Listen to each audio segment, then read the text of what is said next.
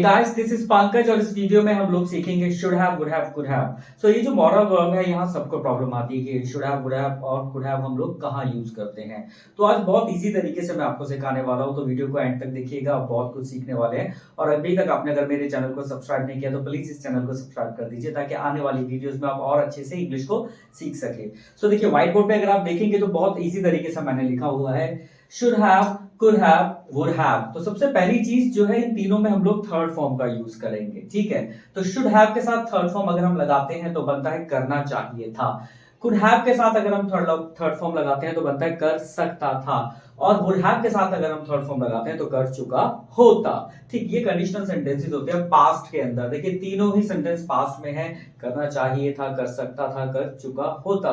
तो अगर आप इसे ध्यान से समझेंगे तो सारे ऐसे काम है जो काम हुए नहीं पर हो सकते थे, या होना चाहिए था, या हो चुका होता। ठीक, तो यहाँ अगर हम 3 एग्जाम्पल देखेंगे तो आप लोग बहुत इसी तरीके से समझ सकते हैं। जैसे कि आपको वहां जाना चाहिए था, तो you should have gone there. आप वहां कल जा सकते थे, तो you could have gone there yesterday.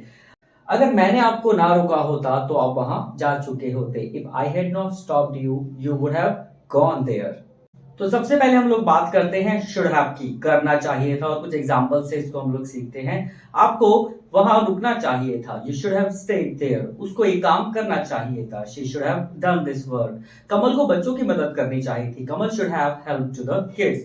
अगर यहाँ पे नेगेटिव हम लोग बनाते हैं तो शुड नॉट हैव हो जाता है, शुड नॉट हैव, इनके बीच में हम लोग नॉट का यूज करते हैं।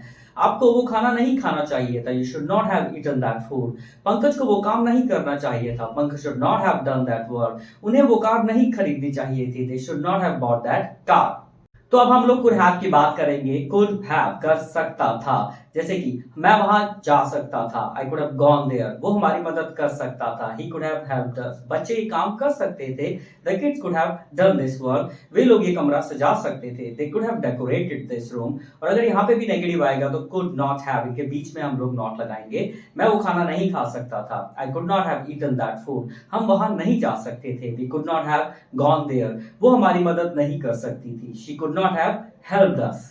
तो अब हम लोग वुड हैव की बात करते हैं, जहां सबसे ज्यादा लोगों को प्रॉब्लम आती है। तो वुड हैव को समझने के लिए हमें कुछ कंडीशंस को लेना पड़ेगा। जैसे कि अगर आपने मुझे फोन ना किया होता तो मैं सो चुका होता, if you had not called me I would have slept. अगर मैंने इंग्लिश सीखी होती तो मुझे वो नौकरी मिल चुकी होती, if I had learned English I would have gotten that job. अगर आपने दवाइयों का इंतजाम कर लिया होता तो डॉक्टर उसकी जान बचा चुका होता, if you had arranged the medicine the doctor would have saved his life. अगर आपने उन्हें ना रोका होता तो वे लोग उसे जान से मार चुके होते, if you had not stopped them they would have killed him।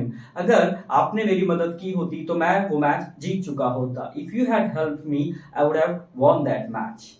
तो देखिए कितना इजी है वुड हैव, शुड हैव और कुड हैव को समझना। बहुत सीधा पैटर्न है, सबके साथ थर्ड फॉर्म आएगा, should have third form, would have third form, could have third form. और अगर इनसे कुछ आप सेंटेंसेस बना के प्रैक्टिस करेंगे तो इजीली आप इन चीजों को समझ पाएंगे और अपने दिमाग में बिठा पाएंगे। ट्राई कीजिए इन चीजों को यूज करने का, और सेंटेंसेस बनाने का, और सेंटेंस बोलने का इन सबके साथ, क्योंकि हम डेली लाइफ के अंदर इन चीजों को यूज करते हैं और कहीं ना कहीं इनका इस्तेमाल हमारा आ जाता है। और अगर आप बोलेंगे तो आप ज्यादा इंप्रूव कर पाएंगे, ठीक है। और अगर अभी भी आपको कोई प्रॉब्लम आती है तो आप कमेंट बॉक्स में मुझसे पूछ सकते हैं। और अगर आपको मेरे वीडियोस अच्छे लग रहे हैं तो इस चैनल को सब्सक्राइब कर सकते हैं। Thank you so much.